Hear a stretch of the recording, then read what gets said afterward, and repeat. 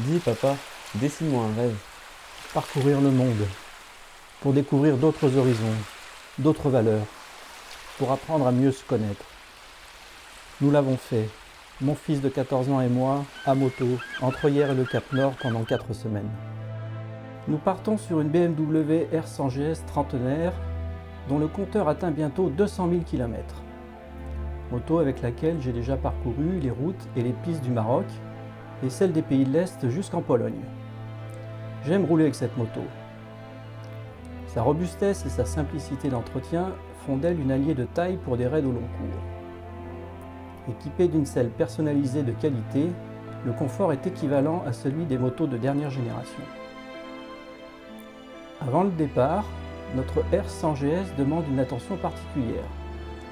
Elle est révisée et contrôlée avec la précision d'un horloger par Fabrice de BMW d'Atelier à Gonfaron, qui est le mécanicien qui parlait à l'oreille des chevaux, mais des chevaux vapeur. Nous pourrons ainsi rouler tranquille et confiant. Mon leitmotiv de vie, c'est de découvrir le monde et si possible à moto.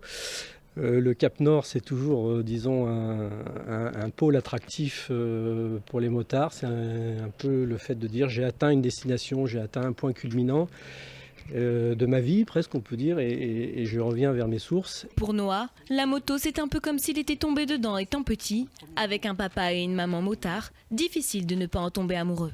Je baigne un peu dedans depuis petit, j'ai fait quelques week-ends en allant aux gorges du Verdon, d'autres belles balades et là je continue un peu, j'ai l'habitude maintenant on va dire. Et le jeune garçon va pouvoir compter sur l'expérience de son père pour les guider. La Corse, le Maroc, l'Espagne, l'Europe de l'Est. Patrick n'en est pas à son premier voyage. Mais pour lui, celui-ci est différent. Une expérience unique qu'il va pouvoir partager avec son fils. Objectif, vivre le plus possible en accord avec la nature, le tout filmé au jour le jour pour pouvoir faire partager leur expérience. Mais c'est surtout pour le jeune collégien que l'aventure sera extraordinaire. Un premier vrai grand voyage et pas n'importe lequel. Un moyen de découvrir le monde, mais aussi de se découvrir soi-même. Là, je vais vivre pendant un mois une belle aventure avec beaucoup de belles routes comme il a dit, beaucoup de paysages, des rencontres avec d'autres motards, voir des pays, passer un bon moment avec mon père et c'est génial. Les médias sont venus nous soutenir. C'est stimulant et gratifiant pour nous deux. Je deviens le héros d'une histoire que je vais écrire avec mon père. Pour vivre le voyage avec eux, rendez-vous sur leur page Facebook 45e Parallèle Nord. Après une remontée sud-nord de la France, de l'Allemagne et du Danemark, nous avons découvert les routes touristiques de Norvège du sud au nord, par la côte occidentale jusqu'au Cap Nord, sans oublier de parcourir les îles Lofoten. Le retour se faisant par la Suède, le Danemark et l'Allemagne. Sur l'autoroute A7, un Mistral violent nous agresse. Inquiets, nous oublions notre sacoche réservoir à une station-service. Cette erreur nous pénalise de 400 km. Ce premier jour, nous roulons 1140 km jusqu'à 23 heures. Passage de la frontière du Danemark. Nous retrouvons à nouveau le soleil et sa chaleur. Les longues portions d'autoroute alternent avec les arrêts-repos où Noé s'allonge pour se détendre. Enfin, nous sommes arrivés à Hirtshals au nord du pays. Nous passons la nuit dans une super île bien confortable. Demain, nous traversons vers la Norvège. Avant d'embarquer, nous discutons avec d'autres motards, voyageurs aventuriers qui ne connaissent pas d'autres valeurs que la découverte de nouveaux horizons, la rencontre avec d'autres personnes, le partage. Nous semblons la GS dans le ferry. Ainsi, nous sommes seuls responsables des conséquences en cas de chute de la moto au cours de la traversée.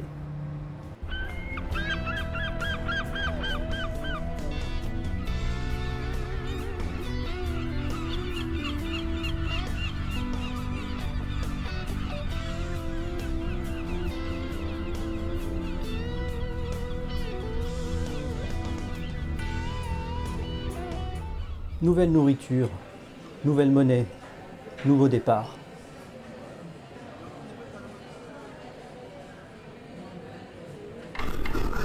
On mange, on ne sait pas ce qu'on mange, mais on mange.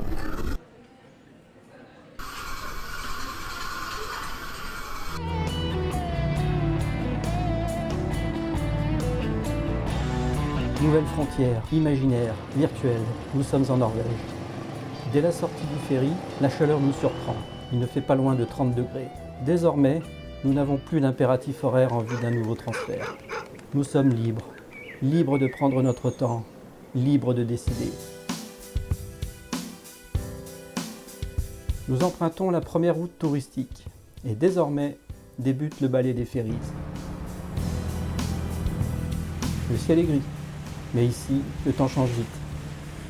L'après-midi, la météo exceptionnelle nous permet d'effectuer la randonnée de Norvège et ne pas manquer. Bon bah ça y est, on monte au Preistølen. 2 heures de grimpe sur de gros cailloux où nous croisons de nombreux randonneurs. S'il avait fait mauvais, bah il serait peut-être pas allé, parce que il y a 2 heures de montée, 2 heures de descente pour être dans le brouillard, c'est pas la peine. Mais là, vu la météo, on est obligé. J'espère qu'il est un caillou.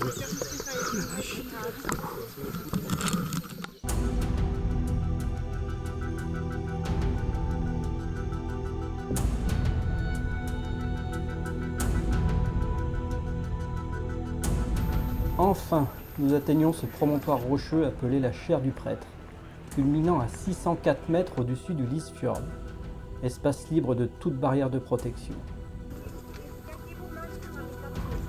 Le paysage est magnifique, l'eau du fjord est d'un bleu profond.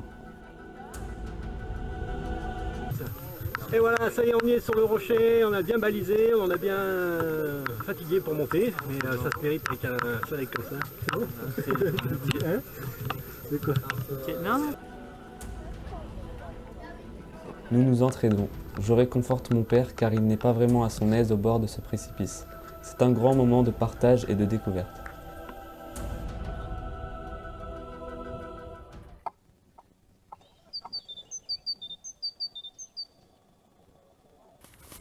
Ça va faire penser à se réveiller.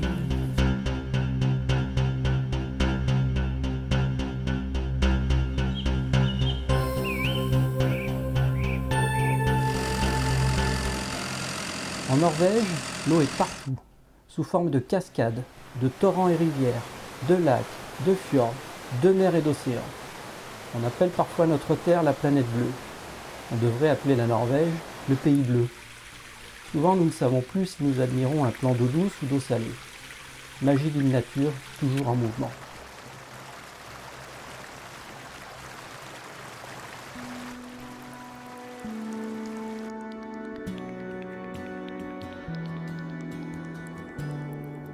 Nous continuons notre découverte des routes touristiques du Sud qui s'enchaînent, toujours sous le soleil.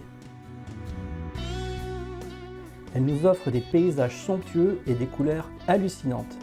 Et de l'eau, toujours de l'eau.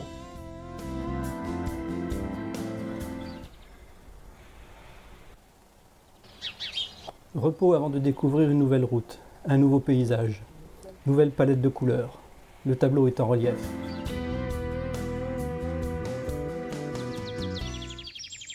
Dès notre départ de Gélo, nous continuons à rouler sur des routes d'altitude. Lorsque nous entrons dans un tunnel, la température chute. Par endroits, nous sommes passés de 20 degrés au soleil à 6 degrés dans le tunnel.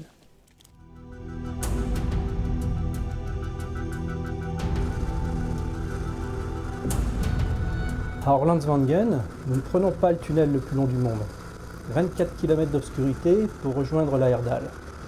Nous préférons la lumière et les couleurs de la petite route touristique Orlandfjellet qui passe par les montagnes et nous offre une vue magnifique. J'ai beaucoup de mal à suivre une trajectoire correcte dans les virages en épingle en montée. Le poids imposant se répartit sur l'arrière de la moto, délestant la roue avant. L'adhérence diminue. Je m'assure que personne n'arrive à contresens pour pouvoir me déporter sur l'ensemble de la route. Heureusement, la route est sèche.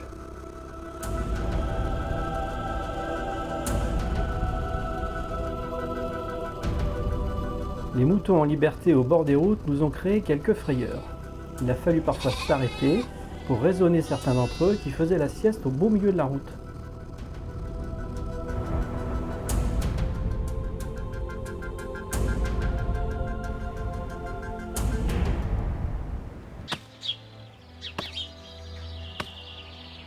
Joa, l'endroit est calme, beau, Dans une salle à la décoration chaleureuse, nous prenons notre dîner à la même table qu'un couple de Canadiens et de 3 pêcheurs norvégiens. La discussion tourne autour des plus beaux lieux de pêche au saumon entre le Canada et la Norvège.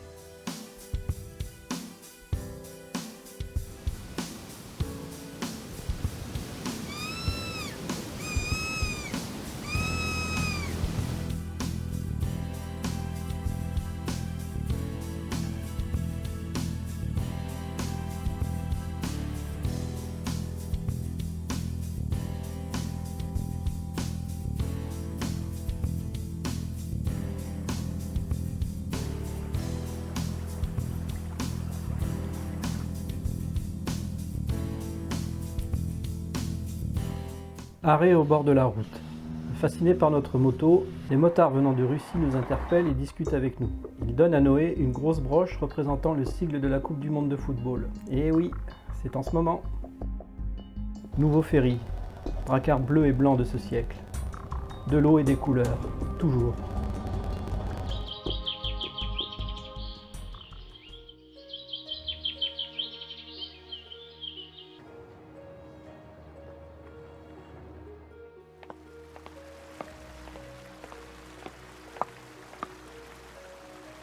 Nous continuons notre ascension sous un soleil inhabituel sur cette route classée. Merveilleux ruban gris décoré de hautes montagnes et d'eau qui se présentent à nous dans toutes ses tenues. Ciel bleu de l'eau des lacs et des plans d'eau, blanche de la neige et de la glace. Bichromie magique sur une toile de roche acérée. Puis la route fait place à la piste, étroite et magique, décorée de dents de pierre, barrière de sécurité d'un autre âge. Nous partageons nos émotions. Parfois, après plusieurs heures de route, je sens Noé qui tente de modifier sa position sur la selle. Ça va Noé? Tu veux qu'on s'arrête pour faire une pause? Non, ça va. Ok, bon. Je te laisse couper? Ok. Cette dernière petite phrase revient souvent. Je laisse Noé couper la communication à l'intercom. Je dois absolument maintenir le guidon des deux mains jusqu'à une vitesse d'environ 60 km/h, afin d'éviter le louvoiement et guidonnage de la moto dû au poids imposant sur l'arrière, ce qui peut entraîner une perte de contrôle et les conséquences qui s'en suivraient. J'accélère avant de pouvoir baisser ma visière ou agir sur l'intercom. Sur les petites routes de montagne, il n'est pas rare de tenir une moyenne d'environ 50 km/h. La route qui descend vers le Fjordgeiranger est sinueuse et étroite. Elle surprend encore les chauffeurs de car les plus expérimentés. Nous attendons 1 heure que la route soit rouverte.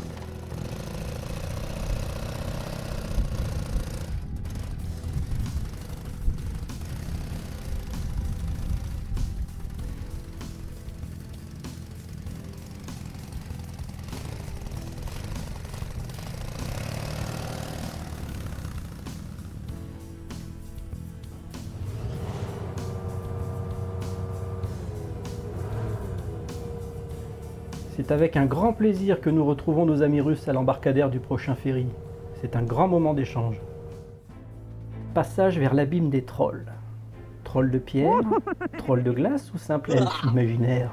Depuis le belvédère et son bâtiment caractéristique, la route plonge dans un gouffre naturel abrupt où les cascades s'entrechoquent. Les virages serrés se succèdent. Nous surveillons. Les trolls ne surgiront pas. La route de l'Atlantique nous dévoile l'élégance des courbes horizontales de son ruban d'asphalte et celle verticale des ponts gracieux qui enjambent ici l'océan. Considérée par certains comme la plus belle route du monde, elle compose un tableau de lignes et de couleurs. Bleu de l'océan et gris du béton. Instant et vision magique que nous garderons à tout jamais dans nos têtes, cartes mémoire biologiques qui ne seront jamais formatées.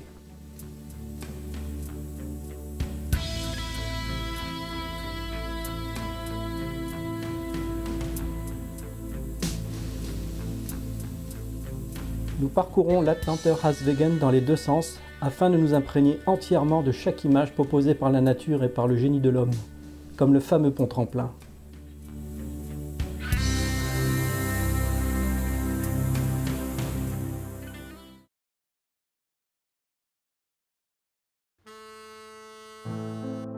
Le bleu de la mer tente à nouveau de se confondre avec le bleu du ciel.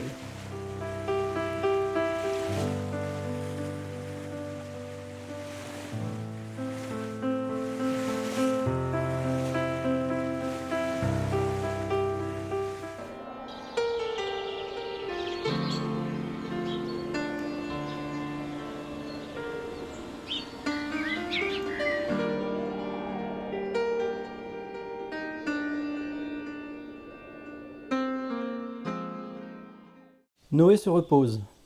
Le dromadaire doit être soigné. Je contrôle le niveau d'huile. Il n'a toujours pas baissé. Trondheim est une ville d'environ 185 000 habitants. Troisième ville de Norvège. Elle présente un joli port entouré d'habitations coquettes aux façades colorées. Après un bon hamburger pris dans un snack à la décoration très industrielle, nous marchons jusqu'à la cathédrale et faisons halte au marché aux poissons. En fin d'après-midi, nous profitons d'un long moment de détente pour nous ressourcer, pour échanger, admirer et prendre conscience des vraies richesses de la vie que sont ces moments ensemble. Notre seule conquête consiste à renforcer nos sentiments et à immortaliser ces souvenirs dans nos mémoires. Nous vérifions la pression des pneumatiques tous les 2-3 jours, c'est important. Les 2 jours suivants, nous empruntons la route touristique la plus longue de notre raid. Route côtière de plus de 460 km, elle comporte 6 traversées en ferry. Lors d'une attente à un embarcadère, nous rencontrons un couple de motards suisses-allemands. Lors d'une traversée, nous admirons ensemble la balise en forme de globe matérialisant sur la berge le passage du cercle polaire arctique. Nous contemplons des glaciers qui s'étalent à la même altitude que la route.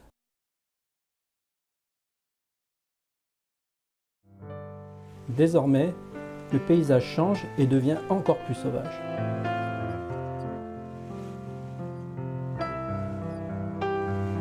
Nouvelle traversée en ferry.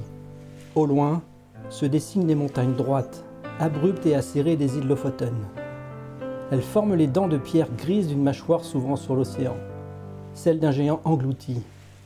Impressionnantes par leur hauteur et leur verticalité, ces murailles ont dû rebuter les équipages des plus gros dracars vikings.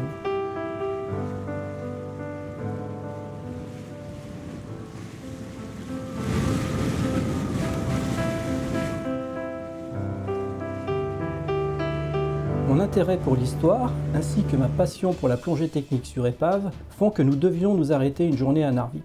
Sous l'influence du Gulf Stream, la baie de Narvik n'est pas prise par les glaces en hiver. Elle propose un abri naturel de taille pour tout navire venu se ravitailler.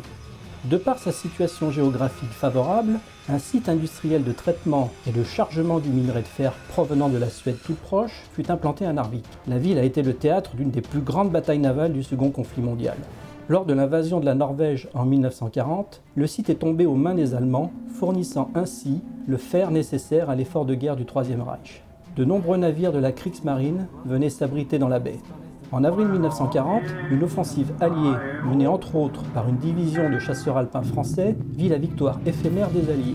De nombreux navires de guerre allemands furent coulés et reposent toujours aujourd'hui au fond de la baie. Certaines épaves transpercent toujours la surface de l'eau. Ce voyage me permet d'enseigner certaines valeurs à Noé, de lui faire prendre conscience que nous devons respecter la nature, les êtres vivants, et aussi de lui enseigner comment réparer une simple panne électrique. Pour éviter que ça tire dessus, moi je peux pas souder, et c'est du provisoire, ça tiendra jusqu'au retour. On vérifie les positions, ça tire beaucoup moins sur le câble. Lui apprend comment utiliser correctement un partage de connexion.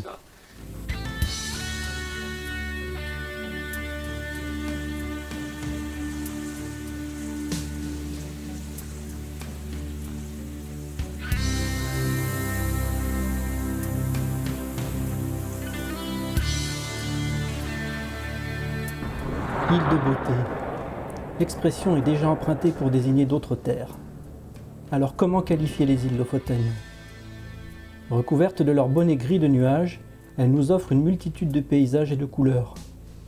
Le relief abrupt et sauvage, contrasté, mariant les roches dures et noires balayées par les vents de l'océan et les plages de sable fin, joyaux de la nature, font place au petit port de pêcheurs aux baraquements rouges, silencieux.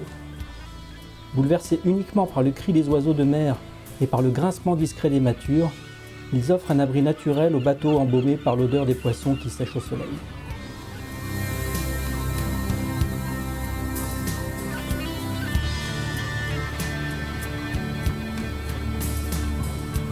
Nous sommes étonnés du silence et de la quiétude qui règne en ces lieux. Nous descendons jusqu'à la pointe la plus au sud des îles, là où la route s'arrête. Après, c'est l'océan. Les îles Lofoten se méritent. Le ciel est souvent couvert. Les entrées océaniques butent sur les hautes montagnes, renforçant la couverture de nuages. Île de beauté, île de pureté. Nous refaisons la route en sens inverse. Magique.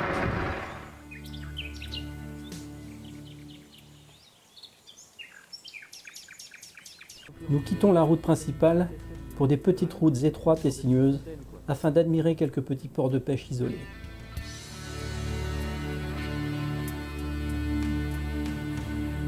Le bleu s'estompe. Du noir et du blanc se mélangent pour un tableau de gris. Celui du ciel, celui de la roche et celui du béton de la zone de stationnement aménagée de cette route touristique.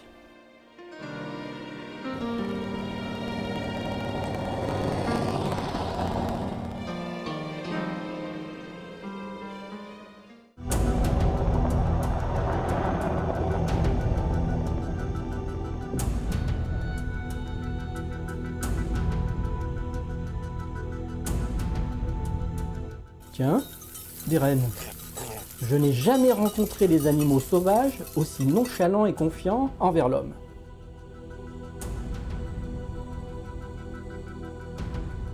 Quand on perd un bouchon de matelas, eh ben, on bouche avec un crayon, ça fait très bien.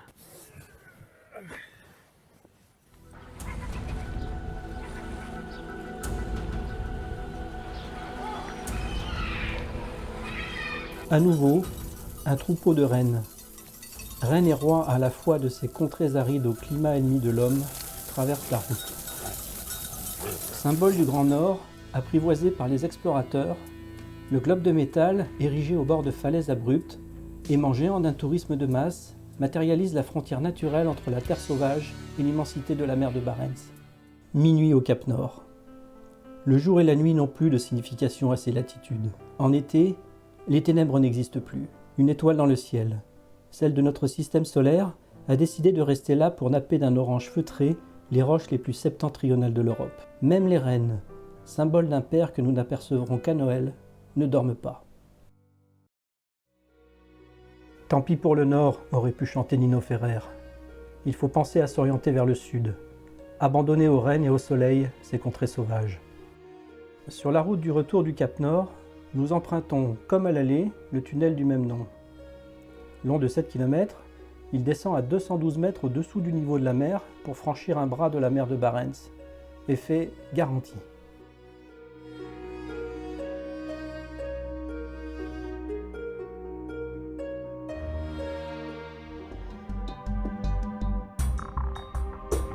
Non, nous ne rentrons pas tout de suite.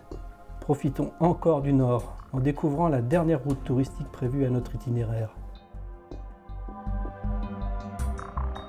Sur les 18 routes touristiques classées par l'État norvégien, nous en avons parcouru 17. Nous avons pu ainsi découvrir la beauté rare des paysages de ce magnifique pays.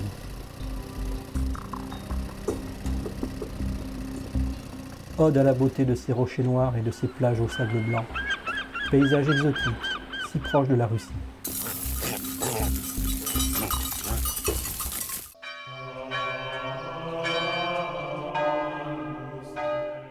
Cette fois, notre compas imaginaire s'oriente vers le sud.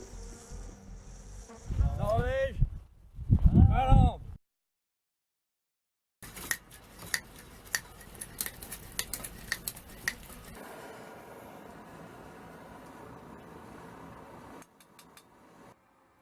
Abusé toutes les belles cuillères. En Finlande, Noé s'énerve. Nous avons été attaqués par des escadrilles de bestioles volantes plus ou moins grosses. Bestioles qui n'ont rien à envier aux escadrilles du Fighter Command de la bataille d'Angleterre.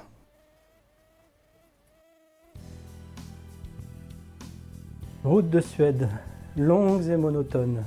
Vitrines de pins et de lacs, le choix est vaste.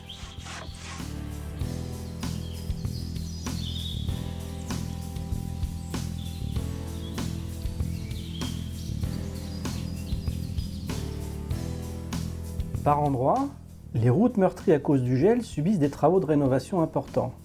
Le bitume est retiré. De gros cailloux sont alors déversés sur la chaussée pour renforcer la base de la route et peuvent s'étaler sur plusieurs dizaines de kilomètres. Un de ces cailloux a entaillé notre pneu arrière qui s'est dégonflé insidieusement, jusqu'à ce que le pneu déjante.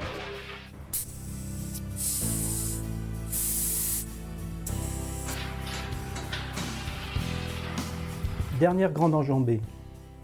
Pour rejoindre le Danemark, nous empruntons les grands ponts du détroit du Grand Belt. Nous roulons sur le plus grand pont du monde, long de 16 km, qui rejoint Copenhague. Puis à nouveau, l'Allemagne et la France. Durant le voyage, mon objectif, c'était vraiment de découvrir plein de nouvelles choses, de vivre beaucoup de bons moments avec mon père aussi. Après, j'ai rencontré des motards, des Russes, des Suisses, avec qui on a fait 2 jours de moto.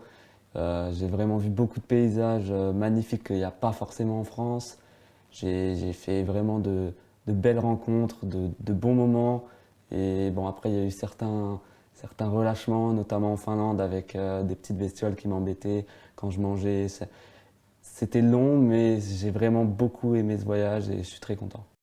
La motivation essentielle de ce voyage, c'était de faire découvrir de nouveaux horizons à Noé, qu'il rencontre d'autres personnes, qu'il voit de nouvelles façons de vivre. Et plus on a avancé dans ce voyage, plus les jours sont passés, et plus je me suis rendu compte que moi aussi j'en apprenais, et que j'en ai appris beaucoup sur notre relation père-fils. Et je crois qu'au final, c'est lui qui m'en a le plus appris. Antoine de Saint-Exupéry disait « Fais de ta vie un rêve et de ton rêve une réalité ». J'ai vu comment mon père a fait de son rêve une réalité, de ses rêves une raison de vivre. À mon tour maintenant.